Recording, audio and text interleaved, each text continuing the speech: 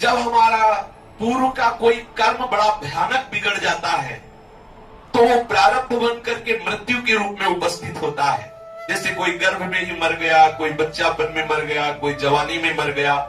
तो मृत्यु ही एक होती है स्वाभाविक, एक होती है आकस्मिक और एक होती है अकाल मृत्यु। जब किसी से भयानक पाप बन जाता है, मान लो उसका प्रारब्ध है अपराध, वैष्णव अपराध और दुराचार, नाना प्रकार के पाप, तो अब वो 80 वर्ष नहीं जिएगा, अब उसको अकाल मृत्यु में मरना पड़ेगा, क्योंकि भयानक अपराध बन गया। अब देवी शक्ति उसका विनाश करेगी, उसकी बुद्धि को भ्रष्ट करके उसे मरवाएगी। अगर आपसे कोई पूर्व में ऐसे पाप बन गए हैं जो आपको इस जन्म में भयानक मृत्यु दंड देने के लिए तैयार है, तो सांप काटेगा, अचानक पैर फिसल जाएगा, आप गिर पड़ेंगे, आप अचानक पानी में प्रवाह में डूब जाएंगे, आपका हृदय फेल हो जाएगा, आपका एक्सीडेंट हो जाएगा, आप किसी आग आदि, करंट, बिजली आदि से अकस्मात आपकी ये मृत्यु हो जाएगी। इसे अकाल मृत्यु नहीं कहते, इसे अकाल मृत्यु नहीं कहते। सांप से काटना, अचानक पैर फिसल जाना, पानी के प्रवाह में डूबकर मर जाना, हार्ट फेल हो जाना और किसी दुर्घटना, एक्सीडेंट में मर जाना, किसी बिजली, ऊर्जा आदि में, अग्नि आदि में जलकर मर जाना, ये अकाल मृत्यु नहीं है, ये पूर्व पाप का परिणाम है। अकाल मृत्यु वर्तमान के पाप का परिणाम होती है। ध्यान देना, अकाल मृत्यु जो होती है वो पूर्व के पाप का नहीं, पूर्व के पाप का ये परिणाम होगा। और अकाल मृत्यु होती है कि आपको सुंदर मनुष्य जीवन मिला, आप जानते हैं कि कोई देख नहीं रहा, कोई शासन करने वाला नहीं, हम बहुत बचाव से पाप कर्म कर जाते हैं और बड़े बड़े भयानक पाप कर्म कर रहे हैं, तो फिर आपको अपने हाथ से फांसी लगाना, यह है अकाल मृत्यु।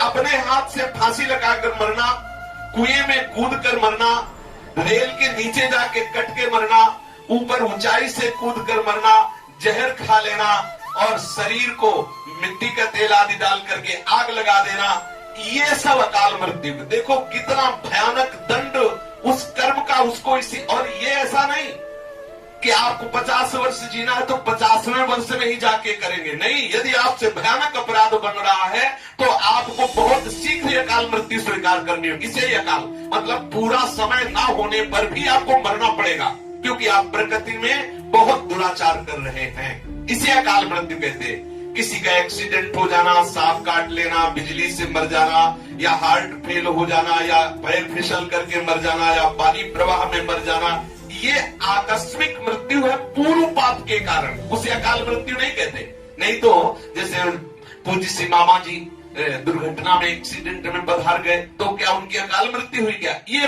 पूर्व का संयोग ऐसा था, वो हो गया। अकाल मृत्यु वर्तमान के पापी को होती है। वर्तमान में जो भयानक अपराध कर देता है वो स्वयं फांसी लगा के मरता है, स्वयं कुएं में कूद कर मरता है, गाड़ी के नीचे आ जाकर कटता है, ऊपर ऊंचाई से कूदता है, जहर खा लेता है, तेल डाल के शरीर में आग लगा लेता है, ये सब अकाल मृत्यु है। अकाल मृत्यु वाले की बहुत बड़ी दुर्दशा होती है, जिसे आत्महत्या कहते हैं। सबसे ज्यादा दुर्गति अगर किसी को दंड मिलता है तो ऐसे लोगों को मिलता है, आत्महनन गति जाए। आत्महत्यारा बहुत बड़ा पापी है, उसे बहुत दंड मिलता है। इसलिए साधक को सावधान रहना चाहिए। मनुष्य शरीर कर्म करने के लिए मिला हुआ है, पर ऐसे कर्म करें कि कहीं आपको अकाल मृत्यु न करनी पड़े। ऐसे कर्म न बन जाए जो हमें ऐसा बांध दे कि अब हमारी बुद्धि काम न करे, हमारी कोई भी सोच। ऐसे ऐसे फसाव वाले कर्म की फांस देते हैं, बस हाय हाय मच जाता है। अब क्या, अब एक ही उपाय, जहर खा लो, दूसरा कोई उपाय नहीं। अब एक ही उपाय है कि आप फांसी लगा लो, दूसरा कोई उपाय। ये कर्म आके उसको घेर लेता है। कर्म बड़ा बलवान है। कई बार देखा जाता है कि कोई आत्महत्या करने की चेष्टा करता है लेकिन वो बच जाता है। उसका कारण होता है कि उसका पाप तो प्रबल हो गया, लेकिन जैसे उसके शरीर से किसी जीव को बेटा रूप में आना है पत्नी के गर्भ से, अब उसका प्रारब्ध उसे बचा लेगा, उसका पुण्य उसको बचा लेगा, क्योंकि उसके शरीर के संयोग से एक पुत्र आना है, अब वो बचा लिया। या कोई पुण्यात्मा पुरुष उसके संबंध में है तो उसका पुण्य उसको बचा लेगा, क्योंकि उसकी सेवा में आना है। कभी कभी किसी दूसरे के पुण्य प्रताप से अकाल मृत्यु से बचा जा सकता है। जब तक हमारे कर्मों का पूरा हिसाब नहीं हो जाता तब तक ये कर्म परंपरा हमें बार बार जन्म बार बार मरण देती रहेगी। पूरा हिसाब है भगवत प्राप्ति। संपूर्ण कर्मों को नाश करने में समर्थ है श्री कृष्ण शरणागति। सोच लो, बहुत बहुत भोगना है। स्टॉक लगा, गोदाम कर्मों का।